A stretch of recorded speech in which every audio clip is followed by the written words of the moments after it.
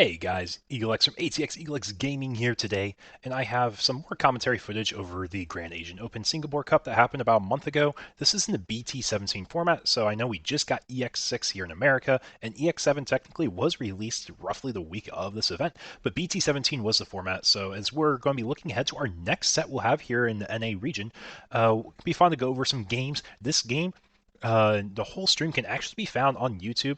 If you want to check the official stream, you can find it on Maxsoft TCG events, which I will have in the description for this video. But anyways, the matchups we're going to be seeing today is going to be Omnimon Joggers deck versus a Yellow Vaccine Armor deck. So with that being said, if you enjoy the content, don't forget to like, comment, subscribe. It lets me know that I'm going in the right direction for type of content you guys enjoy. That being said, enjoy the game and my commentary over it as well. So it looks like we started just a second late into the game itself, but on the right we have the Jagras Omnimon player, or I don't know what you technically call it, just an Omni deck, right? But looks like the Yellow Vaccine player missed the rookie on search, or we're searching for the more optimal rookie. But we're able to use the Magnet Ace effect. We're going to, on play, recover one, do a 6k drain on, I believe that is the Gabumon from EX4, part of the Alter B Ping Pong deck, because you're simply checking for the names of Agumons and Gabumons. But we are going to be playing the new Tai and Matt Dual Tamer, effectively giving you like cheaper ways to evo, but most importantly fulfilling the color and name requirements for the deck. As you get to your top end, you have lots of cards that check for Tai and Matt's names in particular. But we're going to go into the Rapidmon here, and using its Evo effect, we may attack security, and we are checking a Greymon here. So it's really just a way to like protect our ace here, so we don't have the overflow as accessible, since we do have the Armor Purge, I believe, on the Rapid Body. So it looks like we're finally going to be hatching our egg over here, or at least we're debating it. Not really sure why we wouldn't do it right away, but I know this isn't like your traditional stack building deck here. And we're checking cards we have in our trash. But it looks like we got the Draw Koro Egg. We're going to be using the new option here. For 2, you can play an Agumon or Gabumon from your trash without paying its cost for its main effect here. So we're going to be playing that Gabumon back out. And we're going to do a Scribe for the top of the deck. We got the War Greymon, which if you play that or the Metal Garurumon, its counterpart, you're able to evo the counterpart rookie into its corresponding Mega, ignoring your Digivolution requirements. So kind of like a warping effect, you can say. But their whole gimmick is to go into the Omnimon Ace, and when you go into the Omnimon Ace, you're able to do your restand from the Melga Inherit. If you have the Wargrey Inherit, you're able to trash the security if you have Omnimon in name. So we're going to be playing the War Grey here. His play cost is reduced because we have a Tamer with Tai in his name, and because we played the War Grey, we're able to evolve our Gabumon into a Metal Greymon ignoring its requirements. We're going to tap the Tamer, and we're going to be gaining some memory back for a slight refund. And now when we have the 2 bodies on the field, we have the option. The option's delay effect, I believe, is like a pseudo protection here. Let me double check that one. So Miraculous Ultimate Knight has a delay effect. If one of your level 6 Greymon Gurus would leave the battle area other than battle, you can DNA into a card with Omnimon in hand. You still have to pay the requirements that Digimon, any Digimon card in hand can DNA Digivolve. But it looks like we got that yellow, the yellow vaccine finally got Patamon, so we're able to start going up a stack and ideally cheating into level 4s and top end here. But our opponent does have the chance to blast DNA here. And it looks like we're going to try playing around it, or at least building up a bit more protection here. Going to get rid of the Awakening option, pick up Patamon, and we got our double agility is the green one, physical training is the yellow one here.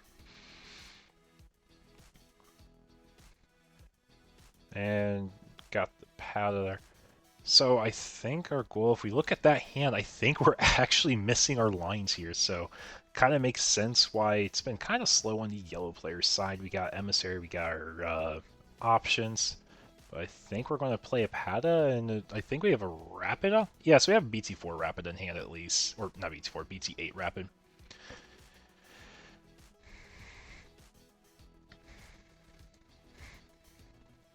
Yeah, it's just really tough decision here, like what we're going to do to respond to this board, because I think our game plan would ideally get more cards with protection, but the Omnimon's actually able to remove effectively 2 bodies at once. I think it's because like the whole gimmick of Omnimon is you're deleting Digimon with the same name or the highest level, because the whole idea is like to be canonically aligned with what they can respond to Diaboromon like the movies. It's like that's why the old BT1 Omni deletes all Digimon with the same name. This one, the new one, is a blocker. And if you DNA Digivolve, you can choose the Digimon and return that Digimon and all Digimon same level bottom of the deck, and then delete one of their Digimon, so you get 2 deletion effects. But it does look like we're going to just be choking our opponent at 1 memory with the Rapidmon after we crack the training.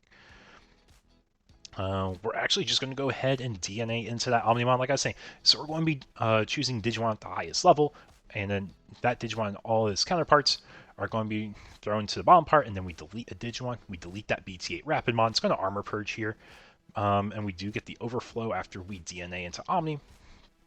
And we do have the inherits because we have Omnimon in name. We're actually able to trash security and restand with our Omnimon. Going to use the secret Greymon that just came out in BT17 as well. I believe it actually has a part where it's able to mimic a name of its sources. Here, let me pull it up here.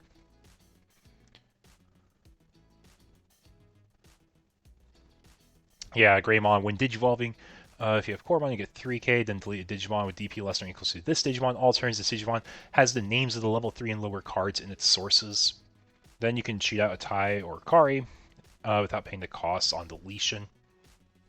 Yeah, we were able to get the Omnimon. It did swing, it did trash security, it did restand, so we're down to 4 security now. So honestly, we're just kind of like set up. We have a really strong board. Obviously, we have advantage here. Our opponent's really bricking here, so we're really hoping to find a level 4, and then maybe we can use the Emissary in our hand to go into a level 6 and start having, ideally, a way to slightly control the board, at least put some pressure on so we're not completely vulnerable to that Omnimon. Getting effectively 2 checks, restanding another check, and the Greymon getting a check. There's no rookie, at least, so we know it's not game offhand. The Omni will be committing to the second swing here, finding that Rapidmon. Its DP is larger, so we're going to go ahead and play the option here. To once again pull a card from trash, and I believe that is a new, what was it, a Gabumon, I think it is. Makes sense since it is blue. Yep, it's a new Gabumon, and just has a start main phase. If you have a Tamer with Mat in play, you draw a card. Then it has end of turn, you can DNA effects, but that Padmon searched and we actually missed the target here. Make sure our opponent has a chance to cut, shuffle the security. Just make sure it's not stacked. Obviously, there's not a whole lot we can do here. Our hand's pretty minimal. There's only 1 memory left. And our opponent's showing game on board, so not even like a Heaven's Judgment does enough here. Like, Heaven's Judgment at least gets rid of 2 bodies, but I don't think we even have that. It's just more rookies and just like our turbo cards, so we're just going to security here. Padamon's doing as much as he can. He finds a Tamer, and this is the old EX4 Tamer. And then just the fact that our top end has protection from the options delay effect too. I don't think there's a whole lot. The Pillow is actually a pretty solid card if it's able to stick and deny the options main effect here, but I think we're just going to see them start committing to board, or the board starts committing to security and just going for game. But Omnimon deck's actually a really cool deck. You're able to toolbox lots of old cards, and because you're simply checking for names, you have a lot more flexibility in how you build the deck. Obviously, you're going to be using the new Megas just because they do a whole lot more, but we're going into a Skull Greymon. Skull Greymon's effect here. Trash a card. And then it looks like we have a similar popping effect like old Chimeras. I'm actually not quite sure which Skull Grey that is, but I'm like 90% sure that is a Skull Grey here.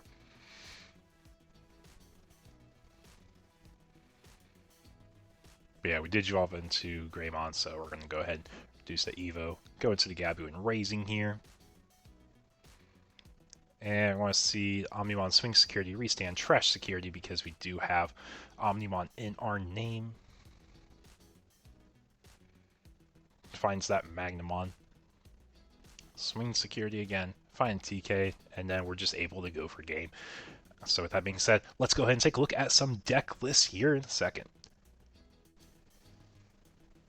Okay, guys, we're going to go ahead and start taking a look at some of the decks here that we could be seeing. I know it's not exactly the list that was shown in the video, but it shows you good stencils and types of cards you might want to look at picking up if you want to build these decks in the BT17 format.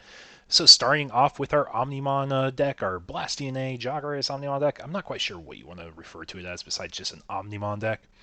But you can see you got the new rookies, new Agumon, new Gabumon, using some old Agus, ideally the ones with the best search effects, so the deepest for Greymon, Tai. You got the Gabumon from the EX4 decks that you kind of stack the top of your deck. But we're able to use, like I said, the level 6s here to kind of warp into the counterparts. So if we have Agumon in the field, we slam the Garuru, we can warp that Agumon into a War Greymon, ignoring its requirements. And same thing with the War Greymon, if you have a Gabu on field, you can warp them into a Metal Garurumon.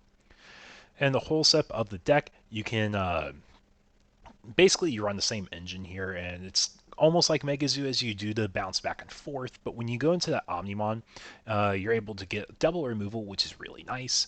The option here lets you basically pick up the rookie and play it for free and trash like you saw in the video for the player.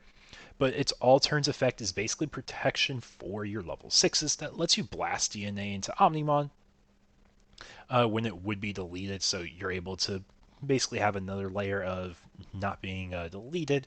And you do have the little place here, kind of like what you saw in the Chessmon decks, where you force your opponent to attack so you can go into your game plan, this time with a Blast DNA effect rather than just acing. And you'll see some other builds. They all more or less run a very similar package of the new rookies. You see the most common ones being BT12 and the EX4 Gabu, and you do see the new Tai and Kari Tamer on occasion as well. But really, it's just emphasizing on getting the bodies out, building up as fast as you can. You don't run the level 5s normally. In the video, you did see that Skull Greymon from, I think it was BT14, where you can trash a card, delete a Digimon, delete one of your own Digimon. It's just play it a little bit more safe into the matchup there. But yet again, we're seeing it's pretty similar. You'll see the starter Tai, and then you'll see the little places on a pretty frequent basis. And then if we switch over decks, we can go see the yellow vaccine decks. These are pretty similar to what we've seen for such a while in our current BT16 environment, BT16 EX6 environment. The only real addition or change you'll see to these decks is the inclusion of the new Imperial Ace card used as top end, just so they have a little bit more recursion for late game, because I believe it does like an anti-deck out effect. But these are all pretty much staple for what you'll see. Like I said, guys, if you enjoyed the video, don't forget to like, comment, subscribe. With that being said, take care and have a nice one, y'all.